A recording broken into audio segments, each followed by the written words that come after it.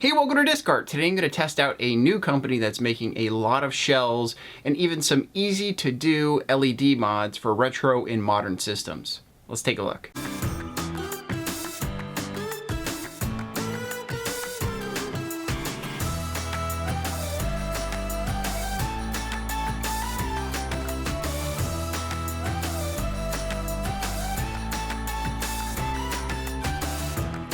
So recently a company called ExtremeRate sent me a shell for a Gameboy Color, and I decided to also go and purchase a shell for the Nintendo Switch Pro controller as well as an LED mod for that said Switch Pro controller. This company kind of came out of nowhere. I had never heard of ExtremeRate before.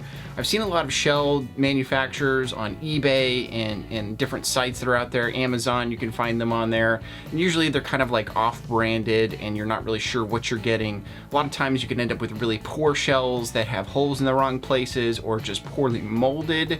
But in this case, I wanted to get a hold of these because ExtremeRate is putting their brand name on this product.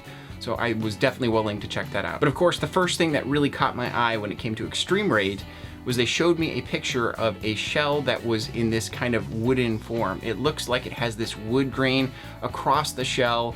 And typically this kind of very special design is much more expensive. So the packaging on these is absolutely fantastic. I'm very happy that they arrived. They are exactly the size of the shell that you're purchasing in this little box. It has everything in there that you could possibly need, including the screwdrivers. Whether you need a tri-wing screwdriver or a Phillips, it has you covered, as well as extra screws. Even if you're going to be modifying a console that does not have the screws available to be putting this shell on, the screws are already in the package to put this shell on. But taking this out of the package and finding that it is actually super smooth. This is an incredibly smooth surface on these. It feels like velvety. It's the only thing that I could relate this to is maybe close to that of that premium plastic on the Joy-Con controller, but softer. And upon looking inside of these, I found that it is plastic inside without the pattern, and the pattern's on the outside, which led me to believe that it is a paint job, and I did confirm that with ExtremeRate, that they have a process of painting these so that they become very durable, as well as incredibly soft. And it's very impressive to just get your hands on one of these shells. And the name for this is Soft Shell Technology. They use that in all of their titles for these. If you ever see them on Amazon and it has that, you'll know that it is incredibly soft. Now, of course, this just being a shell, you do have to attach this to your actual console. So I got a Game Boy Color that I've had for a long time. It was a purple Game Boy Color, but the shell just had tons of scratches and was just mangled over the years. I had found this a long time ago in a lot I purchased of a bunch of Game Boy games, and it was just kind of tossed in there. It looks like it's been through the pavement a few times. So I decided to kind of upgrade it with this shell, and I found that it was a really, really easy process. And I have to give ExtremeRate a ton of credit when it comes to letting people know how to put these things together. They have done every single thing that you could possibly do to ensure that you have a successful implementation of their product. But the huge thing that they've done for people who are not so technically inclined, such as myself, they have actually made videos to explain how to put these together. And typically when you see a manufacturer making a video for a product, they do a really low quality job. You know, they have shadows covering up things that you should be seeing. They have nothing annotating what should be happening at the time. But ExtremeRate is completely different in this regard. They have a high production, wonderful video of putting this together. All in all, I think it takes like 10 minutes maybe to put a new shell on a Game Boy Color. It's really fast, easy process. The only thing that's going to take you longer is if you're doing a bunch of other mods to this product.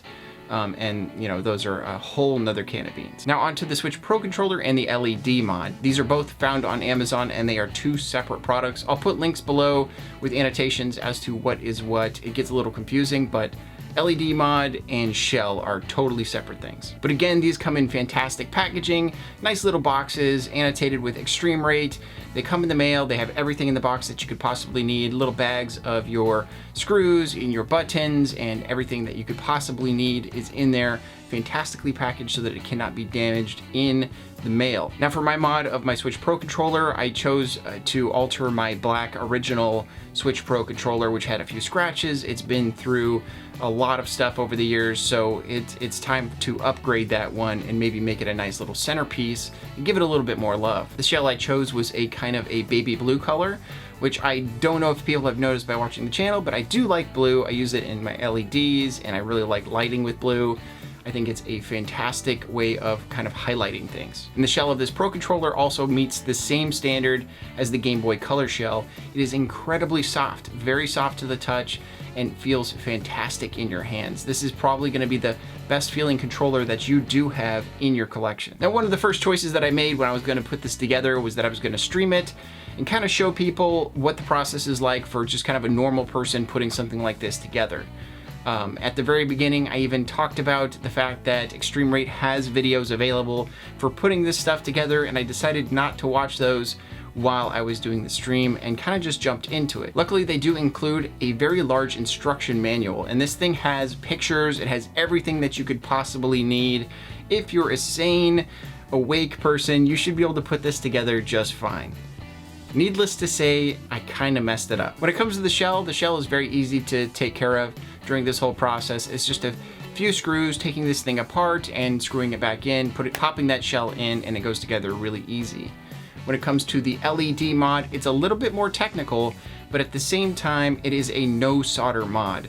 Essentially, you're just going to be plugging outlets into other outlets inside to get power to these LEDs, and that's it. It is very simple. There are no big issues with having to solder or doing anything incredibly technical. Now, with that, you do have to be paying attention to the instructions and or watching the video. I definitely recommend watching the video because it gives you a perfect example from all the different angles of how to put this thing together. And once I got it together, it is fantastic. Unfortunately, I did not watch the video and I missed the part in the instructions where it showed where to put a ribbon cable, and I tried putting it through this tiny hole where there was absolutely no possibility of this going through the hole, and I actually ripped the ribbon cable, destroying a couple of the little wires that are inside there, which limits the LEDs and their capabilities, which I'll talk about later. And just keep in mind, these ribbon cables are super strong.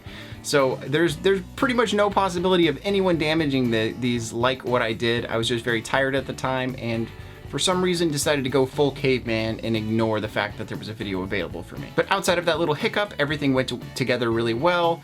You know, you're kind of going through this process for the very first time, and now that I look back on it, it's incredibly easy to take apart a Switch Pro controller and put it back together. It's just that first time you want to take your time and take those buttons out correctly and make sure you're paying attention to both the manual and the video. But once I got this all put together, it is absolutely beautiful. The buttons themselves are clear. Even without the LED mod inside, this thing on its own looks fantastic. I could take this, use it as a centerpiece, and people are going to ask questions about where I got this Pro controller.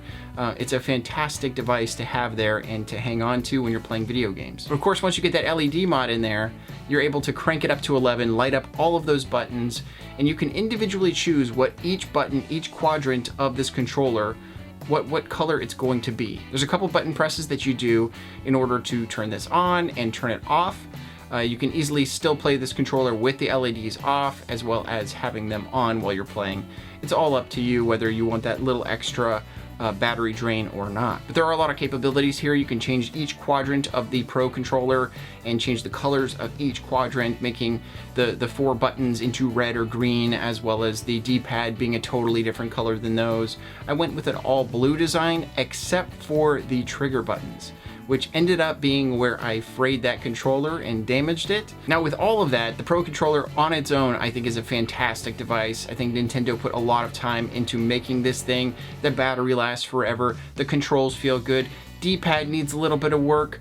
I know some people think the buttons are a little mushy, but I actually prefer them over a lot of the other controllers that are out there. I just really like the Pro controller design. But I do think that these ExtremeRate accessories and changes do bring it up into a whole nother realm of premium.